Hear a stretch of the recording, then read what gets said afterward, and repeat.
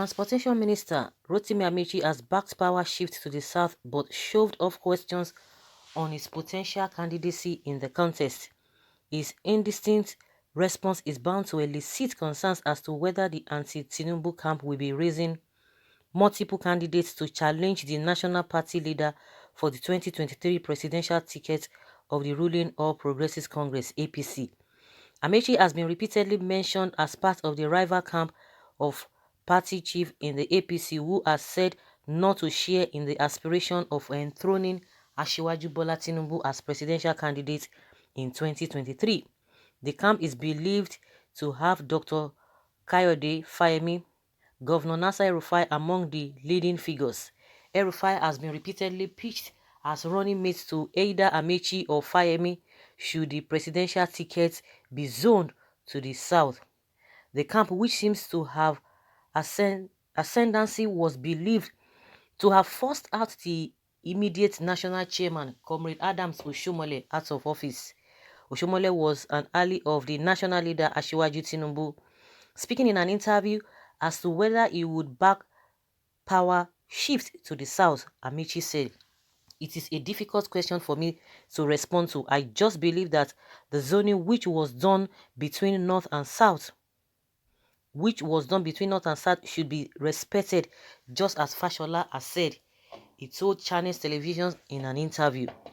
But asked whether the power shift should go to the southeast, the only zone in the south not to have produced a precedent in the Fourth Republic, he said the decision should be left to the party to decide. Asked whether he would want to be the candidate of the party, he said it is too early to have that conversation. The best conversation to have now is how to deliver on railway, maritime as per the responsibility assigned to me by the President of the Federal Republic of Nigeria. Asked if he would want to be the party's candidate one day in the future, he said, "I have answered that question already. I have a responsibility as Minister of Transportation to address the issues concerning transport."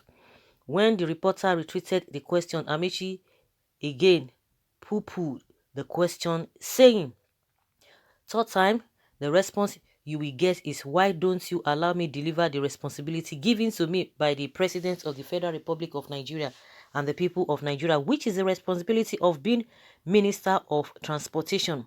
Though it is too early for any presidential aspirant to make his intentions clear, the refusal of the Transportation Minister to rule himself or his South-South zone out of contention will indicate that the anti-Tinubu forces are yet to settle on their choices. Okay. All of them giving them position are unable to deliver. The minister that is even talking about the transportation, has he delivered?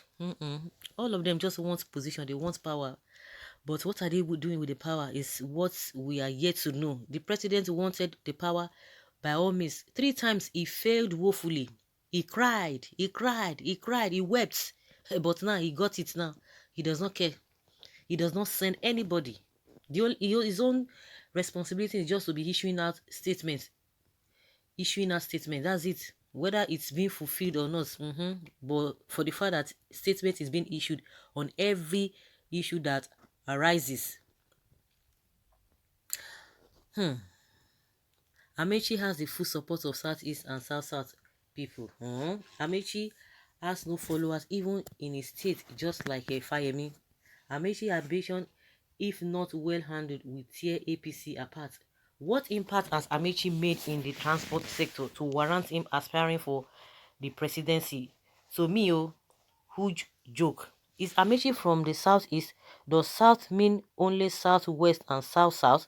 Those propping up Tinubu or any person outside southeast are among the real enemies of Nigeria. Now that Amechi is richer than Tinubu, he can equally challenge Tinubu politically ambition come 2023. The question is that how do they make their money? What business do they do? They have been public servants all this while, but they are rich.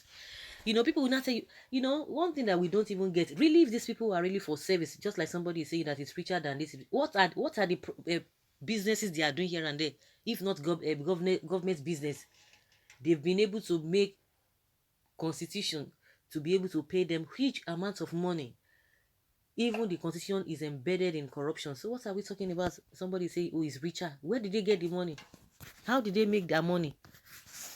They have been working in government right from time immemorial because of all those huge allowances and whatever they've ascribed to themselves. That is why somebody can wake up and tell us that somebody is richer, somebody is not richer. Is it by being richer so that they'll be able to use the money to convince the people or to intimidate the people?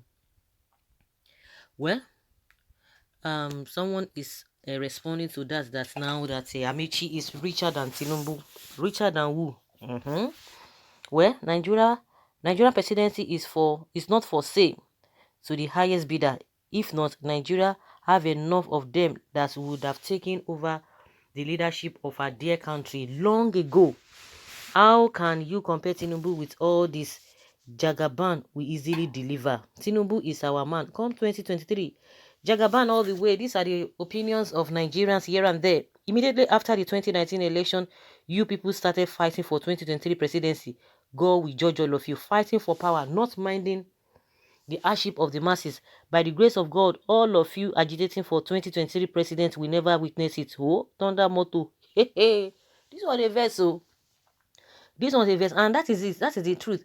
As soon as election, the finish election of 2019, they almost immediately, that was when El-Rufai quickly went to Lagos to go and teach Lagosians how to deal with godfathers. This same El-Rufai. I think the game is over for both APC and PDP in the coming 2023 general elections because the youth have made up their mind not to vote again for these clueless and wicked politicians, but for the youth, so that we can take their they can take their destiny into their hands. Are you sure? All these what do they call them? All these youths that are still defending them. You think these ones are really ready to look elsewhere? They still want to look, because when apart from that time that this whole thing happened, and some people are like, oh, this answer would have been maybe a year to this or some, let's say a year or some months to 2023 election, so that it will be fresh in the minds of the people.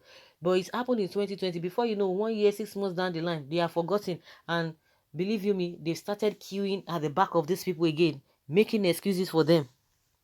I don't see Amechi. Okay, I don't think Amechi has what it takes to accomplish this mission.